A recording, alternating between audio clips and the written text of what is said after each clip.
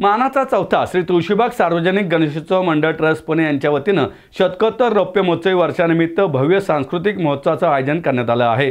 दिनांक 8 ते 10 ऑगस्ट 2025 दरम्यान गणेश कला क्रीडा मंच स्वारगेट येथे दररोज सायंकाळी 6 वाजता विविध कार्यक्रमांची मेजवानी पुणेकर रसिकांना अनुभवता येणार आहे। सर्व कार्यक्रमांसाठी प्रवेश विनामूल्य आहे, अशी माहिती श्री तुळशीबाग सार्वजनिक गणेशोत्सव मंडळ ट्रस्ट शतकोत्तर रौप्य महोत्सवी वर्ष स्वागताध्यक्ष कृष्णकुमार गोयल यांनी पत्रकार परिषदेत दिली आहे। पत्रकार परिषदेला मंडळाचे अध्यक्ष विकास पवार, कोषाध्यक्ष नितीन पंडित, उपाध्यक्ष विनायक कदम, संवाद पुणेचे सुनील महाजन उपस्थित होते। या सांस्कृतिक महोत्सवात प्रेक्षकांसाठी मराठी बाणा, अमृतसर आणि द फोक आख्यान हे दर्जेदार कार्यक्रम सादर होणार आहेत।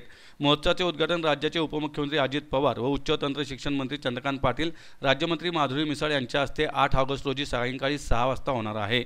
8 ऑगस्ट रोजी सुप्रसिद्ध दिग्दर्शक अशोक हांडे यांच्या संकल्पनेतून सादर होणारा मराठी बाणा हा 70 mm मराठी कार्यक्रम विशेष आकर्षण ठरणार आहे। पुण्याच्या गणेशोत्सवातील ज्येष्ठ कार्यकर्त्यांचा सन्मान सोहळा देखील यावेळी आयोजित करण्यात आला आहे। महोत्सवाचा समारोप 10 ऑगस्ट रोजी द फोक आख्यान या लोककलांच्या कार्यक्रमाने होणार असून यावेळी तुळशीबागेतील ज्येष्ठ व्यापाऱ्यांना तुळशीबाग व्यापार भूषण पुरस्कार देऊन गौरव करण्यात येणार आहे।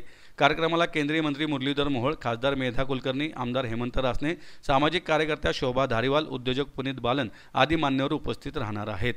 पारंपरिक आणि आधुनिकतेचा संगम असलेल्या या कार्यक्रमांमुळे पुणेकरांना एक संस्मरणीय अनुभव मिळणार आहे। कार्यक्रमाची संकल्पना संवाद पुणेचे सुनील महाजन यांची आहे। सर्व कार्यक्रम विनामूल्य खुले असून पुणेकर रसिक श्रोत्यांनी महोत्सवाला उपस्थित राहून कार्यक्रमाचा आनंद घ्यावा असे आवाहन मंडळातर्फे करण्यात आले आहे। मानाचा चौथा गणपती श्री तुळशीबाग सार्वजनिक गणेशोत्सव मंडळाचा यावर्षी शतकोत्तर रौप्य महोत्सव आपण आयोजित केलेला आहे। या निमित्ताने संपूर्ण वर्षभर आपण कार्यक्रम करत आहोत।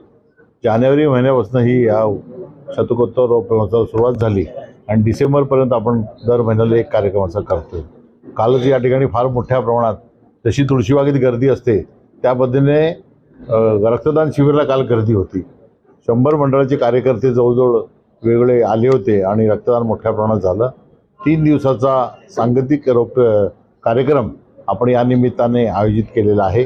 8 ऑगस्ट रोजी संध्याकाळी 6 वाजता गणेश कला क्रीडा येथे या महोत्सवाचं उद्घाटन महाराष्ट्र राज्याचे उपमुख्यमंत्री आदरणीय अजितदादा पवार तसेच उच्च व तंत्र शिक्षण मंत्री आदरणीय चंद्रकांत दादा पाटील यांच्या शुभ हस्ते याची सुरुवात आपण करतोय आणि त्याच दिवशी एक मराठी बाणा हा कार्यक्रम आपण आयोजित केलेला आहे आणि याच दिवशी आपण ज्येष्ठ कार्यकर्ते जे आहे गणेशोत्सव मंडळामध्ये जे काम करणार आहेत त्यांचा सत्कार ह्या दोन्ही सन्माननीय पाहुण्यांच्या हस्ते आपण करणार आहोत।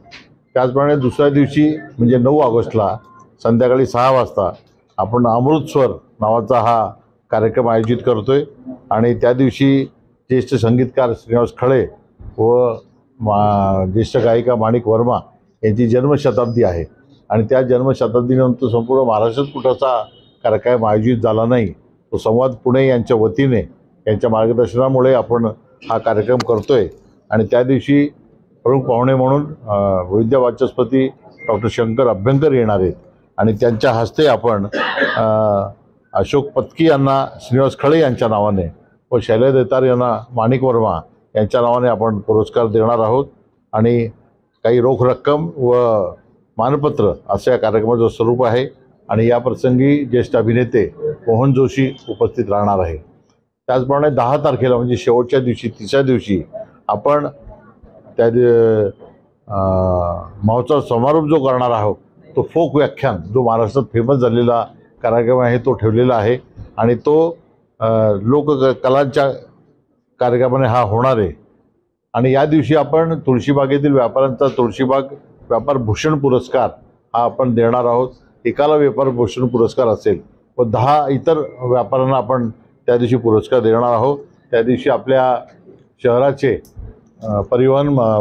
देशाचे परिवहन मंत्री मुरली अण्णा मोहोळ, त्याचप्रमाणे खासदार मेधाताई कुलकर्णी, आमदार हेमंतजी रासने, शोभाताई धारीवाल आणि उद्योजक पुनीत बालन आदी मान्यवर हे उपस्थित राहणार आहे आणि त्या दिवशी आपण हा कार्यक्रम होणार आणि कार्यक्रमानंतर शोक व्याख्यान हा कार्यक्रम होणार आहे। अशा पद्धतीने पारंपरिक आणि आधुनिकतेचा संगम असणाऱ्या या कार्यक्रमामुळे पुणेकरांना एक चांगली पर्वणी राहील असं मला वाटतं आहे।